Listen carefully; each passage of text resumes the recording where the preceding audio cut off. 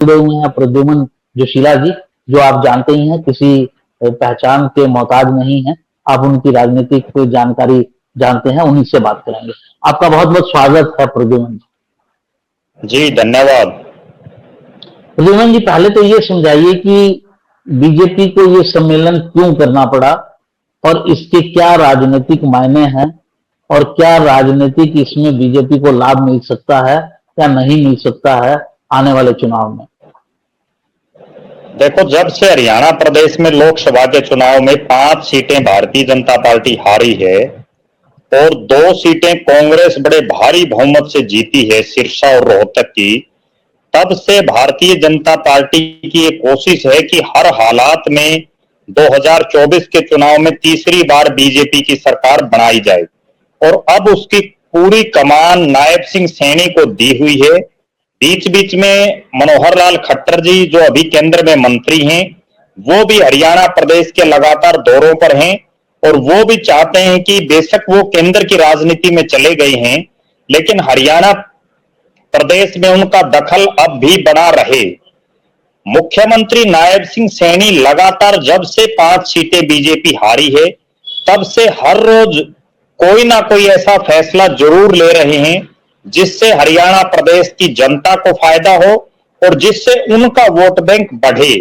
क्योंकि बीजेपी को अब सबसे बड़ी दिक्कत यह है कि 5 सीटें हारते ही हरियाणा प्रदेश में कहीं ना कहीं जो कांग्रेस पार्टी है उसकी हवा लगातार बढ़ती जा रही है, और उसी हवा को कम करने के लिए और किसी भी तरह से तीसरी बार सत्ता पाने के लिए इस तरह के कार्यक्रम लगातार प्रदेश की सरकार कर रही है।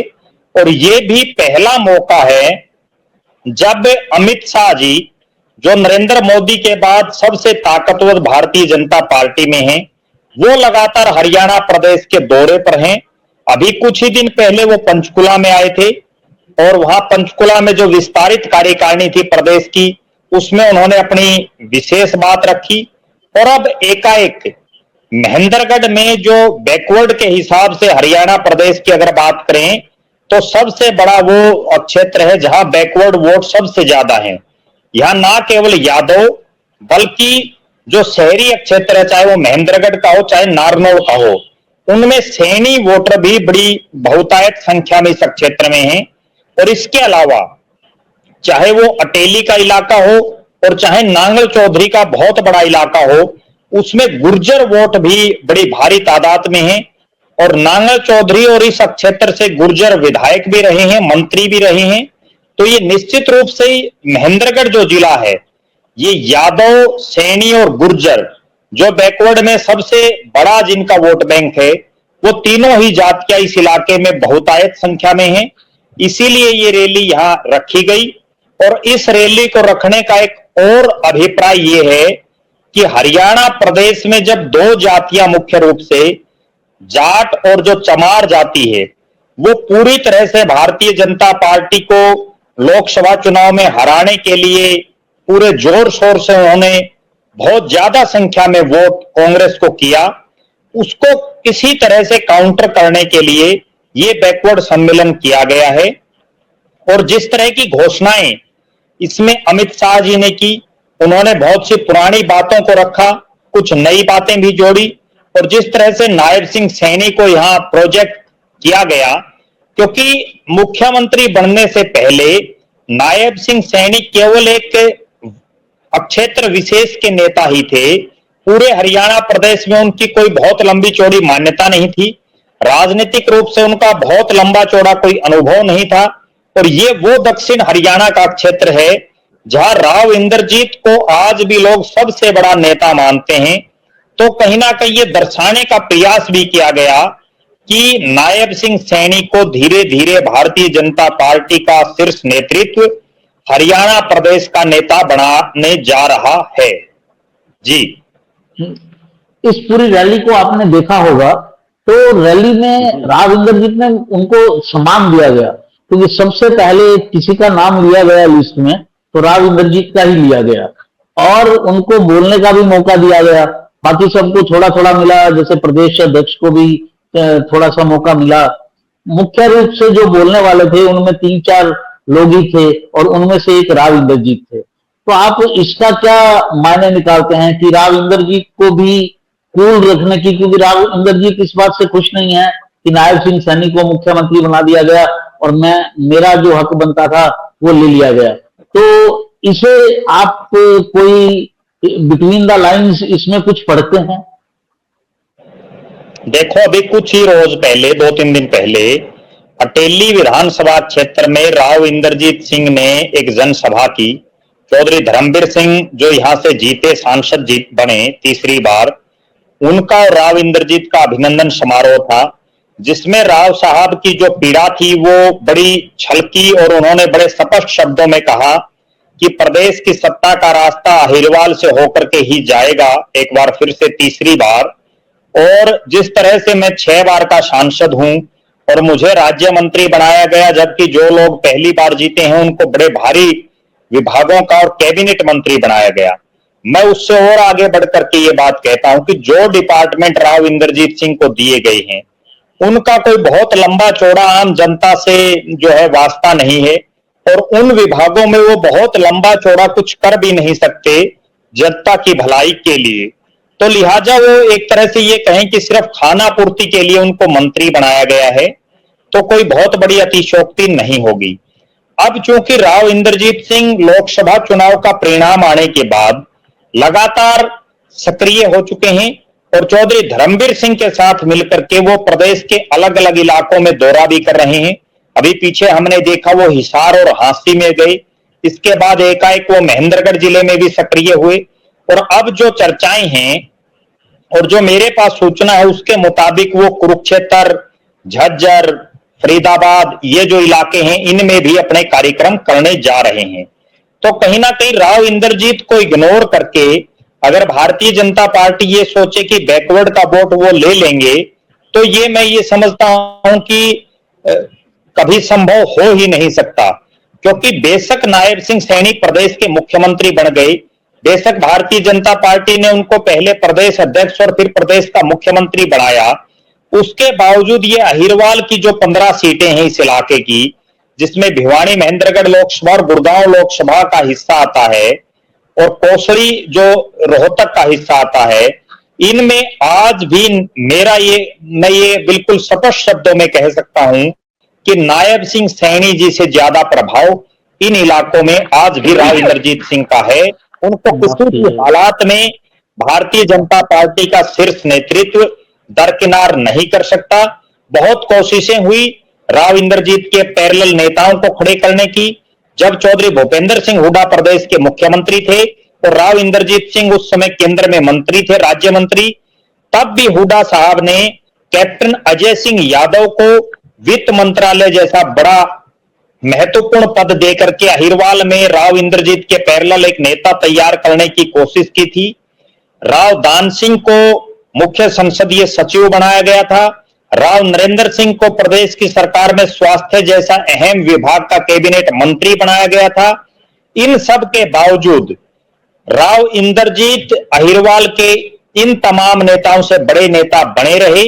उसके बाद पिछली सरकारों में मनोहर लाल जी ने भी पहले कोशिश की, राव नरबीर सिंह को बड़ा मंत्री बनाया गया, डॉक्टर बनवारी लाल को भी इंद्रजीत से दूर करने की कोशिश की गई, अब अभय सिंह यादव को मंत्री बनाया गया। इन सब के बावजूद राव इंद्रजीत सिंह का जलवा आज भी अहिरवाल में कायम है और उसी जलवे के चलते अमित शाह के प्रेजेंस में उनको बड़ा समय दिया गया, ज्यादा समय दिया गया और अमित शाह जी ने भी उनकी तारीफ की। ये बात ना केवल महेंद्रगढ़ बल्कि जब पंचकुला में कार्यकर्ताओं का सम्मेलन था तब भी अमित शाह जी ने राव इंद्रजीत को फुल वेटेज देने का काम किया था। तो कहीं ना कहीं ये कहा जा सकता है कि आज भी बैकवर्ड के और अहिरवाल के बड़े नेताओं में राव इंद्रजीत सिंह की गिनती आज भी सबसे ऊपर मानी जा रही है।